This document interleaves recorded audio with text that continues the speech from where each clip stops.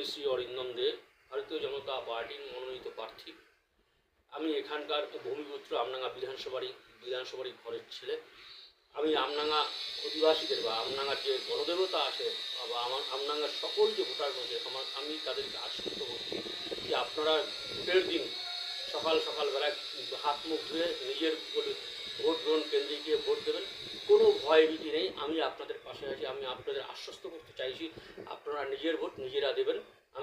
আমি যেন জয়ী হতে পারি, সকাল যেন গিয়ে বিজেপির পদ্মগুলো ভোট দিয়ে জয়ী করবেন, এটাই আমার আশা এবং আমার নিবেদন আবেদন, এই আমার নমস্কার।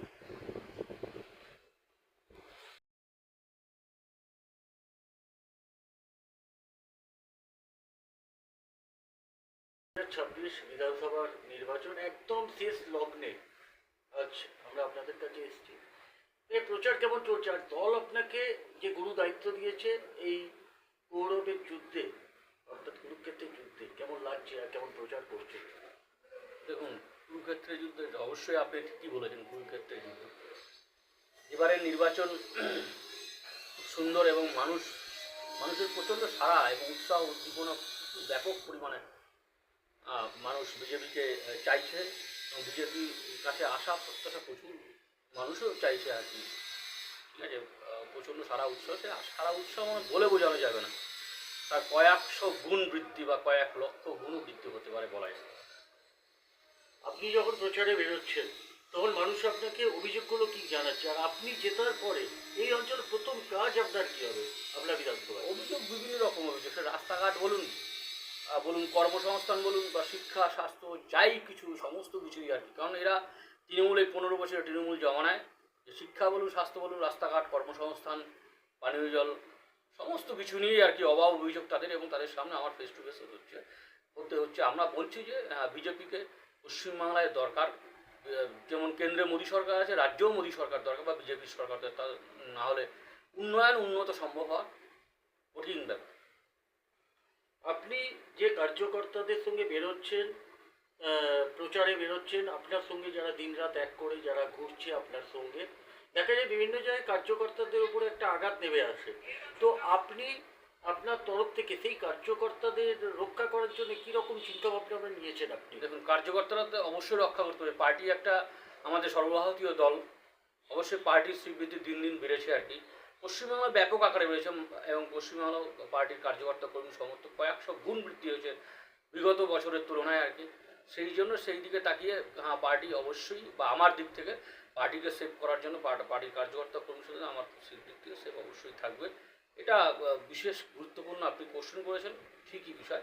পার্টির কর্মীদের অবশ্যই সেভ করতে, কারণ বিগত দিনে আমরা দেখেছি 2018 সাল থেকে আজকে পর্যন্ত 2026-এর বিধানসভা নির্বাচন পর্যন্ত প্রায় 300 জনের উপর বিজেপির কার্যকর্তা মার্ডার বা খুন খারাপি হয়।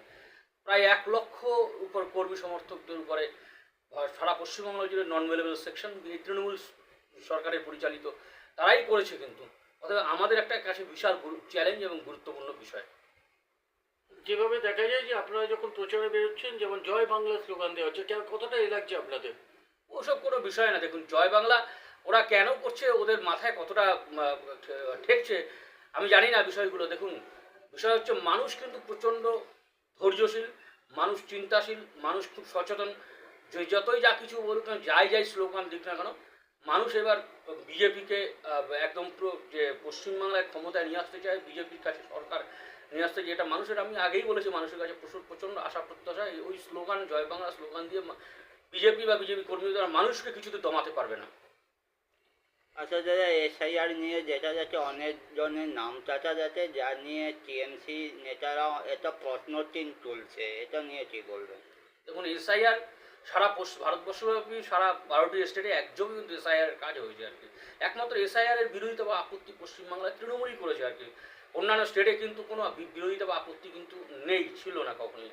সে উত্তরপ্রদেশের যোগী আদিত্যনাথ সরকারের কথাই বলুক বা কেরলের বাম শাসিত রাজ্য কথা বলুক বা ডিএমকে পরিচালিত সরকার স্ট্যালিনের তামিলনাড়ু সরকারই বলুক, বিভিন্ন প্রদেশে কিন্তু হয়েছে। ত্রিপুরা আপনার বিহারেও কিন্তু এসআইআরের কাজ হয়েছে এবং অন্যান্য স্টেটেও হয়েছে আর কি।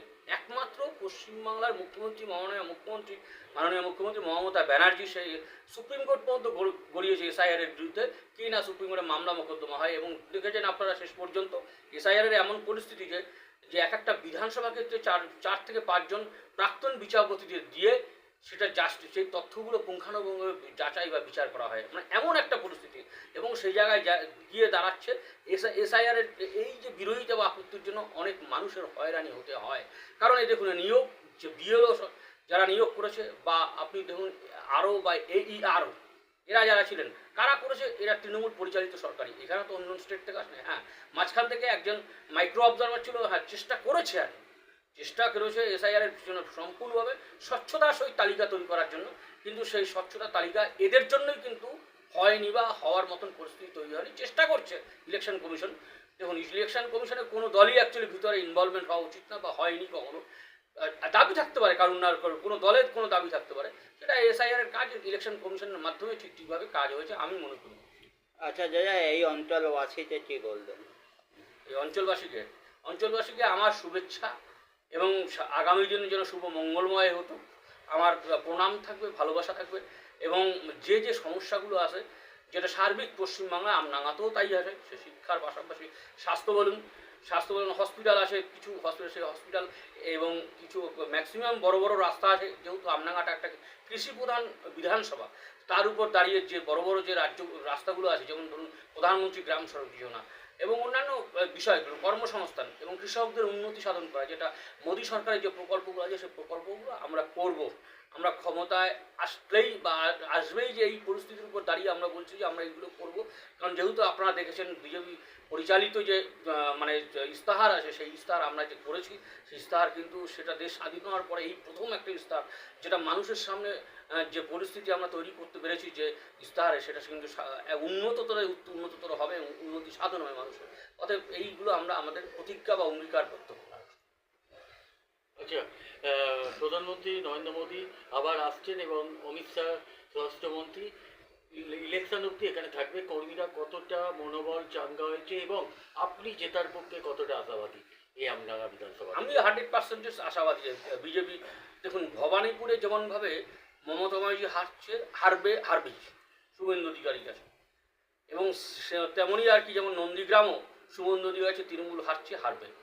সেম এবারেও কিন্তু এবারে আমডাঙ্গা বিজেপি জিতবে এবং তৃণমূল হারবে। এবং 100% আশাবাদী এবারে বিজেপি আমডাঙ্গায় জিতবে।